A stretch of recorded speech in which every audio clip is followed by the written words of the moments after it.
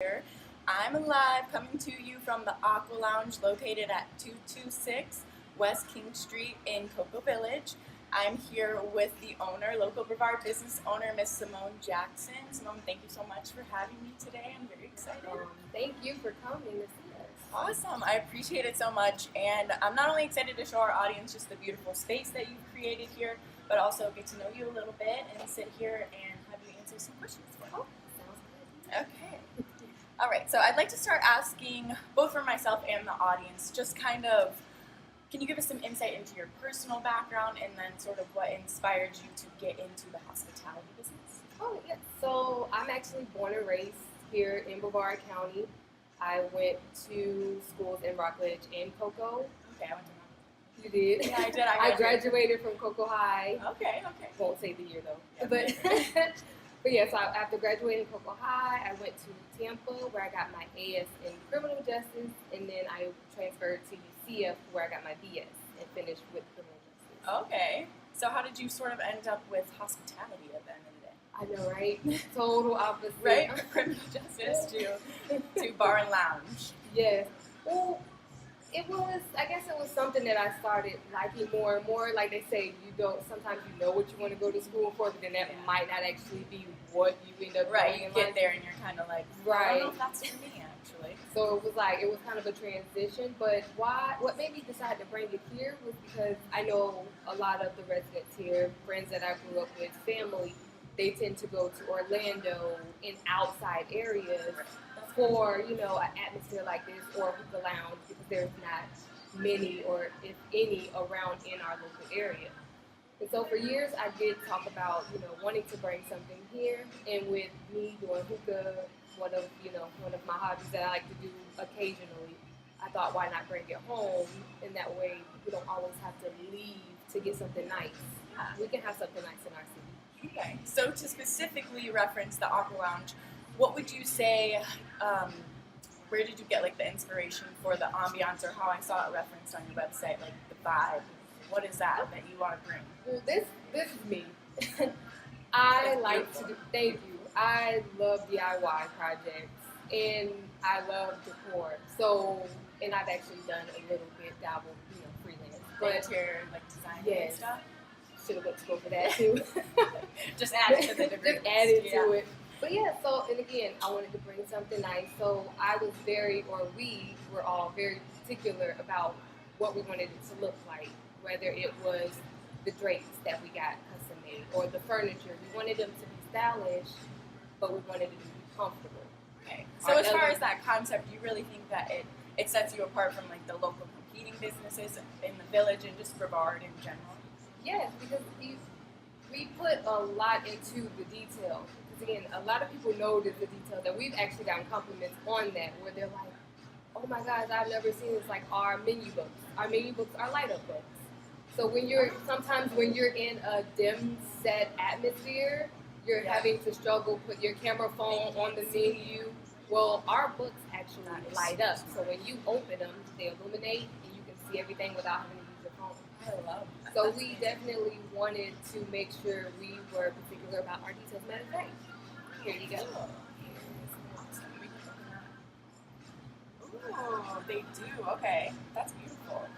And I'm interested, and I'm sure everyone else here watching today would also love to know, what's the insight to your approach on how you train your staff on your menu concepts and how you feel you're going to bring the best customer service to the 321?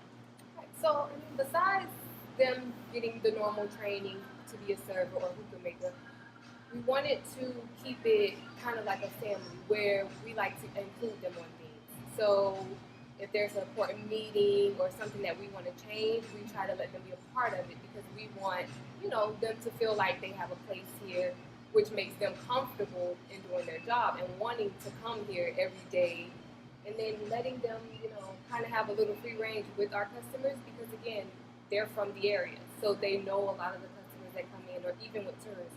They want to be personable. That's what sets, a lot of different places apart, where you be personable with those customers and not so robotic. Yeah, they'll start to become your regulars. Right, and we've actually have a few that come back multiple times. So again, we want to make sure that our staff is comfortable in themselves always. So we try not to do anything too major to make Yeah. them change themselves. Right. No, that's good. And as far as like implementing the hookah, I saw, specifically you have different flavored shisha on your menu. And how'd you come up with the idea to pair those with your bar selections and your cocktails? Well, those actually, with the flavors, it's so many. We just had to figure out which flavors are more popular and that'll work in the area. So we tried to make sure we narrowed it down to the correct To the ones. best And then if ones. we get suggestions from our customers, we might look into it and, add it on Take that note of menu. that. Right, because if we hear it multiple times, it's going to go, okay, well, let me add that one on Right. there.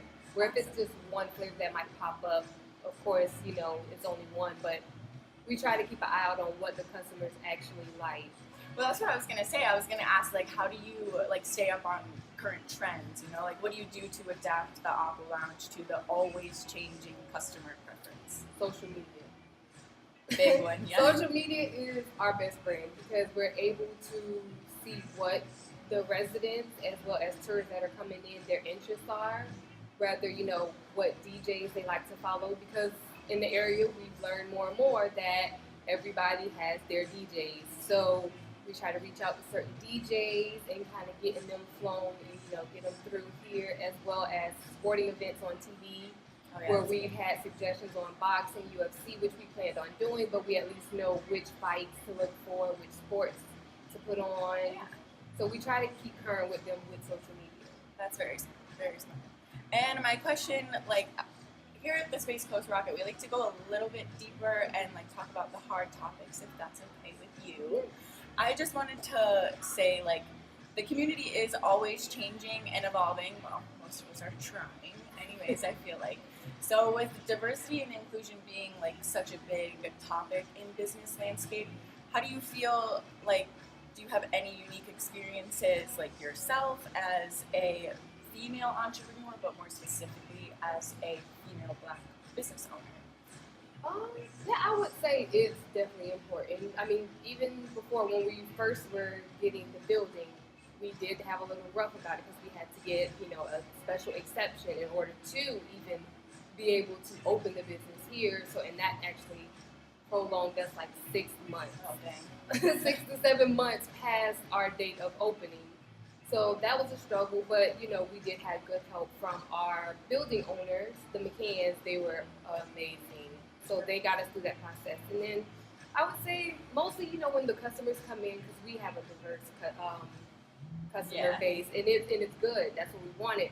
But sometimes you'll get those like, oh my God, I wasn't expecting that, or this looks amazing. It's like, what were you really expecting it to look What does like? that comment mean? But actually? right, but then again, we have to look at it as okay. At least we're changing perspectives of what Breaking they down some pre-think. barriers. Right. Yeah.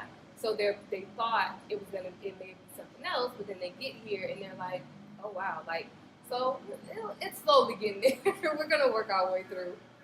And I mean, I would love to ask, like, on behalf of everyone watching as well, like, do you have, with your achievements and everything, do you have any advice or guidance, like, for young women that will be watching this, specifically, like, young Black women that just want to go about their own entrepreneurial ventures or just want to follow their dreams in general? Yes, absolutely. Don't be afraid to take chances. I would say definitely one, because sometimes it is going to be a risk. But like they say, no risk, no reward. You never know unless you try. So go for it if you feel that that is what you really want to do. I would definitely say get a good team around you. That support, you're going to need that support. Because there are going to be days when you're like, oh, I can't do this, or I can't find this, and those people are going to help you along the way. So try not to do it all yourself and knowing when to get that help. Right. And then I would say research. Research. Even if you think you know everything, there's still more to learn. Knowing your permits you need, if it is going to be like a bar or lounge, or knowing what rules and laws that govern whatever it is that you want to do, know all of them. That way you know what you can and can't do. Just, again, research. Research everything, the ins and outs of whatever business it is that you want to do. Well, Samone Jackson, thank you again for inviting me here to the beautiful Aqua Lounge and having the Space Coast Rocket. I really appreciate it. I definitely don't doubt that the vibes will fit right in here in Cocoa Village, and everyone's going to love it. Thank you, and thank you for coming to see our plays. I'm glad you were able to make it out. Yes, thank you so much.